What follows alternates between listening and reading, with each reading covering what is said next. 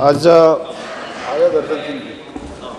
भारत के जो ऑपरेशन सिंदूर अभियान जो चलाया गया, इस विषय पर जो आज सदन में चर्चा चल रहा है, इस पे कुछ विषय मैं रखना चाहता हूँ।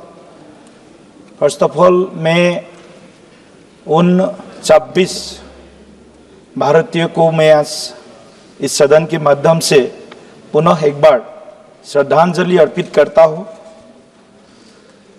और 22 अप्रैल को जो भी पहलगाम में इस बर्बरता हुई, इस घटना का भी मैं निंदा करता हूँ। फिर से एक बार आदरणीय प्रधानमंत्री नरेंद्र मोदी जी के डिसाइसिव लीडरशिप में भारत के तीनों सेना बल के जो अतुलनीय साहस, शौर्य, वीर्य, जिनके कारण ऑपरेशन सिंदूर में भारत को बड़ी एक सफलता प्राप्ति हुई है।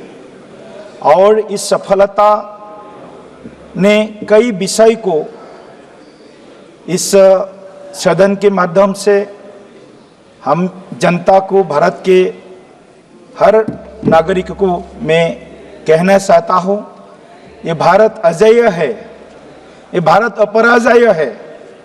भारत को कोई भी आंख उठाकर देखेगा तो भारत चुप नहीं बैठेगा। और आज का समय है आदरणीय प्रधानमंत्री नरेंद्र मोदी जी का सुशासन का, और हमारे जो सैन्य बल है, तीनों सैन्य बल ने जो बहादुरी दिखाया है इस ऑपरेशन के माध्यम में, मैं उस सैन्य बल को नमन करते हुए, सैल्यूट करते हुए भारत रत्न सुधाकांत, आसाम के सुसंतान डॉक्टर भूपेन हजारिका का एक पंक्ति उनके सम्मान में मैं बोलना चाहता हूँ। प्रति जवान रक्तरे बिंदु हल साहसर अनंत बिंदु, हे साहसर दुर्जय लहरे जासिले प्रतिज्ञा जयरे। ये जय का प्रतिज्ञा था भारत के सेना का, हर भारतीय का। और हमने इस ऑपरेशन सिंदूर में हमने विजय भी हासिल किया है। मैडम चेयरपर्सन, हम जानते हैं देश 1947 में आज़ाद हुआ है, और आज़ादी के तुरंत बाद पाकिस्तान ने भारत के ऊपर हमला कर दिया। 1947-48, उसके बाद 1965, उसके बाद 1971, उसके बाद 1999, और अभी 2025 में ऑपरेशन सिंदूर। भारत ने सभी में विजय हासिल किया है। लेकिन जो अपोजिशन बेंच के कुछ हमारे बंधुओं ने कुछ जो लड़ाई हुई पाकिस्तान के साथ, उनका जो क्रेडिट लेना चाहते हैं, वो क्रेडिट ले, हमारा कुछ इसमें आपत्ति भी नहीं है। लेकिन 1947-48 के लड़ाई में भारत ने कश्मीर के 1/3 जमीन खो दिया है। इसका जवाब ऑपोजिशन कांग्रेस के पास है। कांग्रेस ने इस सदन में भारत ने क्यों 1/3 ऑफ द कश्मीर लैंड खोया, उसका जवाब कांग्रेस के हमारे संसद लोग इस सदन पर दे सकता है। क्या कांग्रेस इस लड़ाई में, उस लड़ाई में जो भारत ने खोया है, उसके लिए दुख व्यक्त कर सकते हैं, उसके लिए शरीक मांग सकते हैं भारत के जनता के प्रति? कांग्रेस का यह साहस नहीं है। उसके बाद मैडम चेयरपर्सन, 65 में वार हुआ, 71 में जो वार हुआ मैडम चेयरपर्सन, वो सबसे महत्वपूर्ण है। 71 में जो लड़ाई हुई पाकिस्तान के साथ, 71 में बांग्लादेश बना। भारत के सेना, भारत के उस समय के शासक सभी, हम उस लड़ाई में जीतने के लिए हमने सब कुछ दांव में लगा दी। हम लड़ाई जीते भी। 90,000 पाक आर्मी ने हमारे पैर के सामने घुटना टेकने को मजबूर हो गया था, लेकिन बांग्लादेश बना। आज बांग्लादेश भारत के लिए, पूरे पूर्वोत्तर भारत के लिए विशेष करके आज एक सिर दर्द बन गया मैडम। आज बांग्लादेश 71 के बाद पूरे भारत, विशेष करके पूर्वोत्तर, असम, मेघालय, वेस्ट बंगाल, बिहार जैसे प्रदेशों में बांग्लादेशी घुसपैठियों के कारण आज वहां के डेमोग्राफी को भारी एक परिवर्तन, एक बड़ा एक डेमोग्राफिक चेंज हो रहा है। आज उस डेमोग्राफिक चेंज के कारण आज एक के बाद एक जिला, असम के, बंगाल के, बिहार के, आज वहां पर जो मेजॉरिटी है हम लोग, वहां हम लोग माइनॉरिटी बन रहा है। मैडम चेयरपर्सन, बांग्लादेश बना, बांग्लादेश का बनने के बाद भारत को जो नुकसान सहना पड़ रहा है, उसका जिम्मेदार अगर कोई है तो कांग्रेस पार्टी है। कि कांग्रेस पार्टी के उस समय के शासक, उस समय के शासन अपने वहां के बांग्लादेश माइग्रेंट्स को वोटर लिस्ट में शामिल करना, उसको रेशन कार्ड देना, उसको जमीन का पट्टा देने का कोई पाप किया है, अपराध किया है, वो कांग्रेस गवर्नमेंट ने किया है। उसका भी जिम्मेदारी कांग्रेस को लेना पड़ेगा। मैडम चेयरपर्सन, मैडम चेयरपर्सन, आज तो एलओपी भी नहीं है, डेप्यूटी एलओपी भी बाहर है। डेप्यूटी एलओपी जब भाषण दे रहा था पाकिस्तान में, मैडम चेयरपर्सन, आज मीडिया में उनका न्यूज बज रहा था। मैडम चेयरपर्सन, पाकिस्तानी मीडिया में, मैं उसका फोटो भी, आप मांगेंगे तो फोटो, उसका पूरा रिकॉर्ड डाटा मैं आपके सामने मैं जमा कर सकता हूं। पाकिस्तानी मीडिया ने क्या बोल रहा है? भारत के संसद का हाल देखिए। भारत के संसदों ने भारत के जो प्रधानमंत्री, भारत के जो सामरिक जो शक्ति है, उसके खिलाफ, उसके विरोध में या उसको नकारने का जो प्रयास आज हमारे ही विरोधी दल के सांसद यह कर रहा है, क्या मैडम चेयरपर्सन ये देश के लिए दुख का विषय नहीं है?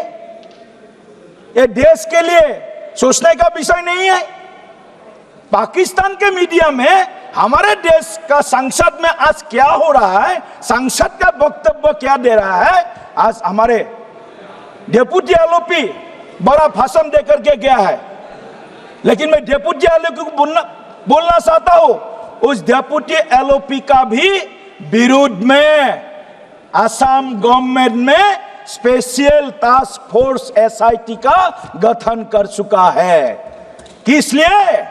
मैडम चेयरपर्सन, ये डेप्यूटी एलओपी का, उनका जो, मैं आज बोलना नहीं चाहिए लेकिन बोलना पड़ेगा क्योंकि एसआईटी बनाई है इस कारण के लिए। डेप्यूटी एलओपी का जो वाइफ है वो पाकिस्तान का पेरोल में काम कर चुका है। 19 बार 19 टाइम्स डेप्यूटी एलओपी पाकिस्तान गया है मैडम चेयरपर्सन, और यहाँ आकर के पाकिस्तान के खिलाफ बोलते हैं। ये डबल स्टैंडर्ड है इनका, डबल स्टैंडर्ड नहीं चलेगा।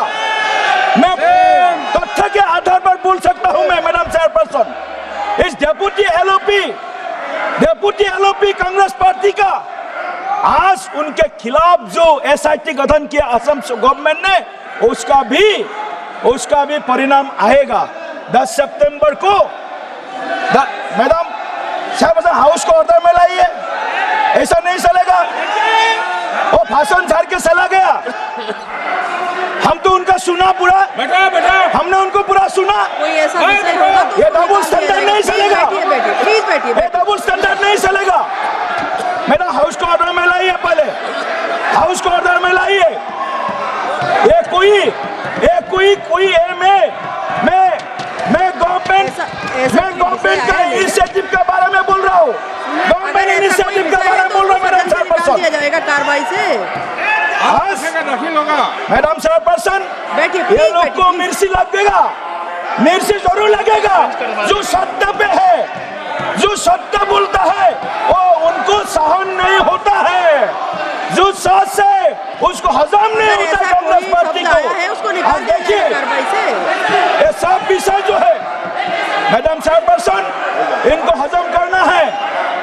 मैडम चेयरपर्सन, मैं फिर से एक बार आप बैठ जाइए। आप जब बोल रहे थे हम पूरा सुन रहे थे मैडम चेयरपर्सन, पूरा सुन रहे थे। सुनने का लगत दिखाओ, सत्यों को सुनने का क्षमता दिखाओ। जो सत्य है वो मिटा नहीं सकता है, जो सत्य है हमेशा वो सत्य ही रहता है, उसको मिटा नहीं अगर सकता है। रिकॉर्ड में कोई ऐसा शब्द है उसे कार्रवाई से निकाल दिया जाए। आपके जमाने में क्या हुआ है? आपको शर्म होना चाहिए। आपका जब पहला सरकार बना तब हमारे 1/3 लैंड कश्मीर के पाकिस्तान के ऑक्युपाइड हो गया, पीयू के पाकिस्तान ऑक्युपाइड कश्मीर बन गया है। आपको शर्म करना चाहिए। क्यों शर्म नहीं आप लोगों को? शर्म करना चाहिए। मैं बोल रहा हूँ, आप लोग बैठिए, आप लोग को भी बोलना है। आप बैठिए। ऐसे वेल में आने से प्रोटेस्ट करने से सत्य थक नहीं जाएगा, सत्य ही रहेगा, सत्य और उजागर होगा। ऐसा नहीं होता है मैडम चेयरपर्सन, ये इनका आदत है। देश के खिलाफ वो कुछ यूनिवर्सिटी बने हैं ना, देश के खिलाफ वो यूनिवर्सिटी का कुछ फैन भी है। ऐसा शब्द है उसे कार्रवाई से निकाल दिया जाएगा। प्लीज बैठिए इस देश में। प्लीज बैठिए। इसीलिए मैं फिर से एक बार बोलना चाहता हूँ, मैडम चेयरपर्सन थोड़ा सा हजम कीजिए। हम भी हजम किया है। देश के स्वार्थ में, भारत के हित में कभी कुछ हजम करना भी सीखना चाहिए।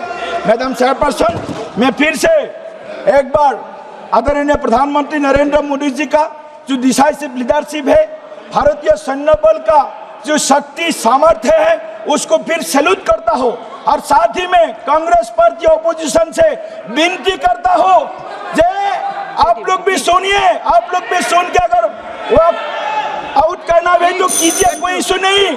जो पाकिस्तान ऑक्युपाइड कश्मीर है वो जल्दी भारत का हिस्सा बनेगा। काम चुन के सीख लो, वो जल्दी बनेगा भारत का हिस्सा। आपको भारत को टुकड़ा करने का आपका मंशा है, उस मंशा को भाजपा नरेंद्र मोदी सरकार कभी वास्तव में इसको स्वीकार नहीं करेगा। पाकिस्तान के पास जो है वो भी भारत के साथ विलय होगा, ये पक्का भारतवासियों का संकल्पना है। बहुत बहुत धन्यवाद मैडम। फिर लास्ट में मैं एक बार इकबाल साहब का वो कविता सुना करके खत्म करता हूँ। सारे जहां से अच्छा सुन लो भाइयों, सारे जहां से अच्छा हिंदुस्तान हमारा, सारे जहां से अच्छा हिंदुस्तान हमारा। हम बुलबुली है इसी की, यह गुलिस्ता हमारा। आप लोग भी हमारे साथ में शामिल हो जाइए, ज्यादा दिन आपको और इधर बैठने का जरूरत नहीं है। अब बहुत साल बैठना पड़ेगा, 20-25 साल मिनिमम तो बैठना ही पड़ेगा। थोड़ा जल्दी आप लोग हमारे तरफ में आ जाइए। तो देश को एक साथ हम आगे बढ़ाने का 2047 तक भारत को विकसित राष्ट्र बनाने का हम सब प्रयास। दिलीप भाई कब बन रहे हैं?